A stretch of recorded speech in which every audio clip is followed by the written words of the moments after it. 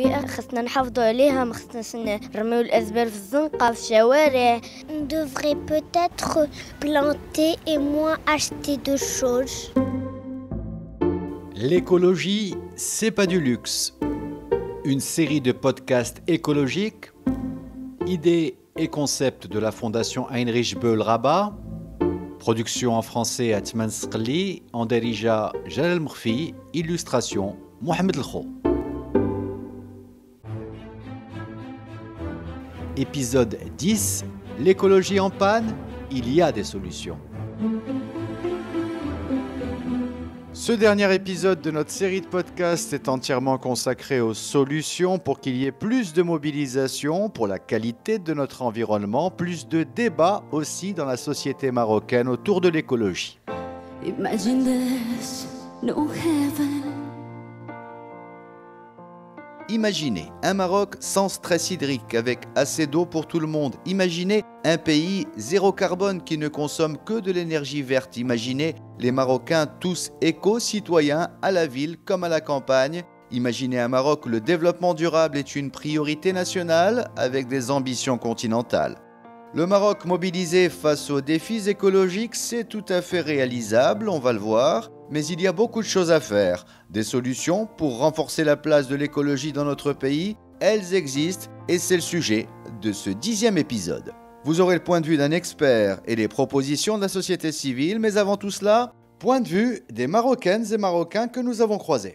اللي لاح شي زبل خلص عليه ويجمعوه بحال اللي دايرين دابا في الكمامات تيخاف لي يخلص واحد 300 درهم حتى واحد ما يبقى يرمي الزبل. Augmenter les taxes pour les gens qui polluent la plage. Réaliser ce qui a été proposé d'une part, d'autre part vraiment prendre au sérieux la thématique. خاص كل واحد فينا يتحمل المسؤوليه ديال داكشي اللي كيكون عنده وما يبقاش يتسنى الاخر يدير ما يبقاش يشوف داكشي انها مسؤوليه ديال واحد اخر لا بدا من عندك. Bien sûr, on peut pas mettre que la responsabilité sur le citoyen individuel, par exemple, d'avoir un système de récupération des déchets qui est bien mis en place, sinon les citoyens peuvent rien faire. المستثمر اللي غيدير شي حاجه يستثمر عندنا في البلاد ولا غيدير ان يوزين ولا شي حاجه خاصو يكون داير دراسه كامله على كيفاش غيحترم لي النورم ديال البيئه حيت هذا هما لي غرون pollueurs. Il faudrait que des associations continuent à faire leurs demandes, qu'il y ait une communication assez poussée, qui se fasse entendre.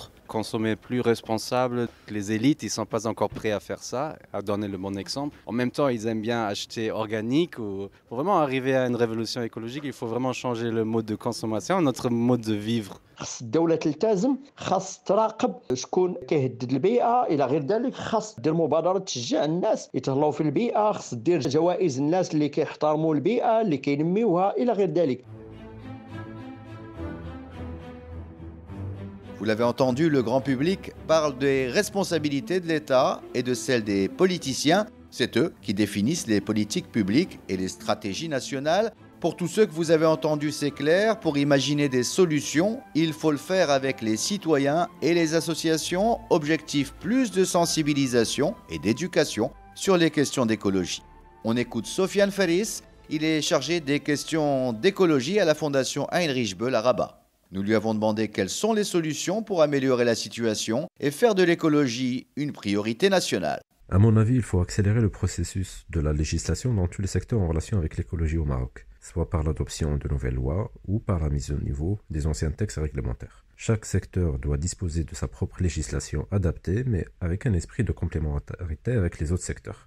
Il faut aussi activer ces législations par l'adoption des décrets d'application et en même temps instaurer des outils de suivi, de mesure et d'évaluation des impacts de ces législations. Les lois seules ne suffisent pas, donc il faut les appuyer par des plans, des stratégies et d'autres mesures d'accompagnement et de financement conçues et appliquées en concertation avec les populations et selon les besoins et les spécificités de chaque territoire et chaque thématique. La clé de la réussite réside en effet dans la participation et l'engagement de toutes les parties prenantes. Et ça peut se concrétiser sous forme de commissions et de task force intersectorielles ouvertes sur la société civile et les populations.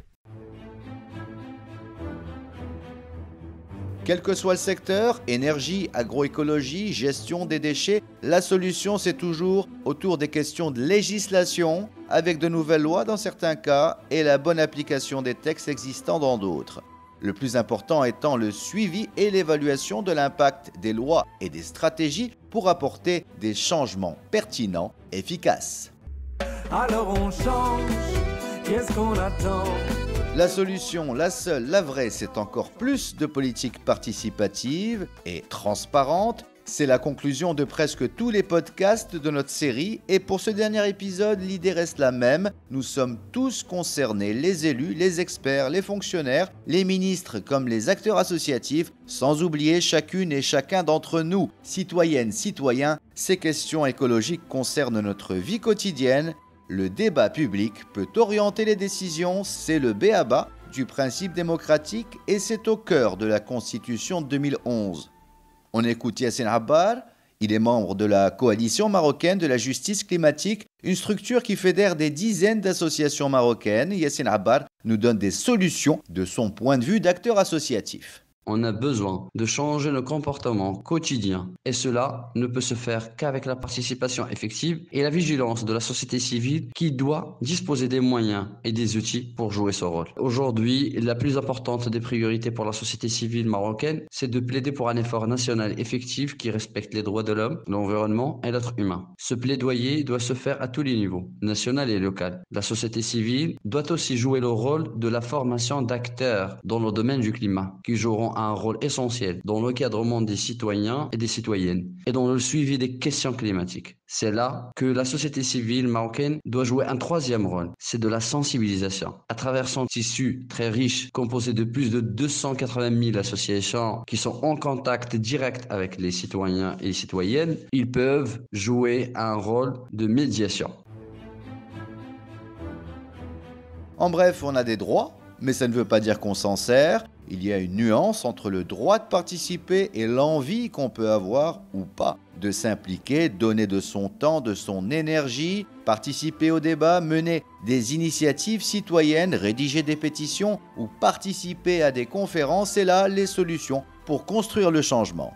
Ces acteurs du changement, ils existent, mais ils ne seront jamais assez nombreux. Ils participent à ce qu'on appelle le renforcement des capacités territoriales dans toutes les régions du pays. Il existe un grand tissu associatif et une forte implication de la société civile.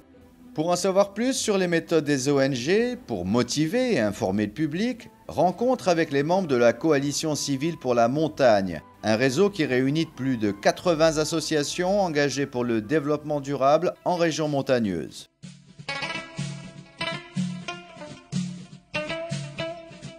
On écoute Mohamed Diche, le coordinateur de l'organisme. Il nous donne quelques solutions pratiques pour plus d'efficacité sur le terrain. Nous avons élaboré une proposition de loi de la montagne pour défendre et réclamer le développement équitable et durable pour les zones de montagne. Nous avons aussi présenté un mémorandum à l'ancien gouvernement pour des politiques publiques adaptées à la montagne. On mène aussi sur le terrain des actions de sensibilisation et de communication avec les agriculteurs, les coopératives et les habitants des zones montagneuses pour les sensibiliser autour de l'exploitation rationnelle de l'eau, la protection des sols et l'utilisation optimisée des produits chimiques et tout ce qui protège l'écosystème montagneux. L'écologie, c'est aussi des nouveaux métiers. Et pour encourager les jeunes qui veulent se lancer, les experts préconisent une plus grande implication du monde de la finance. En d'autres termes, les banques sont appelées à développer de nouveaux produits, des crédits verts pour toutes celles et tous ceux qui ont de bonnes idées et le bagage pour les réaliser. Mais difficile aujourd'hui de convaincre un banquier sur une simple idée et sans garantie. C'est vrai aussi pour les projets liés à l'écologie. Pour que le changement soit effectif, chaque problématique écologique peut être réglée si on s'y met tous ensemble. Parlez-en autour de vous. Il faut se mobiliser pour l'écologie. Le Maroc a des atouts pour devenir un modèle, une locomotive sur le plan continental. Sur le terrain, nombreux sont celles et ceux qui pensent que c'est possible et que tout cela se fera avec la coopération internationale. Le partage des bonnes pratiques comme celui du savoir en matière écologique, les données doivent être collectées, organisées, partagées, analysées et c'est ainsi que le monde entier pourra en bénéficier.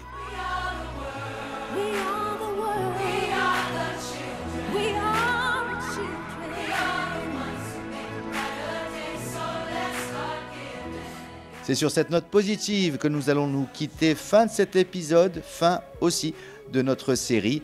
En matière d'écologie, le défi, c'est de nous impliquer tous ensemble. Nous ne sommes qu'au début de l'aventure. Bonne chance pour tout ce qui nous reste à faire. Et n'oubliez pas, l'écologie, c'est pas du luxe. À bientôt!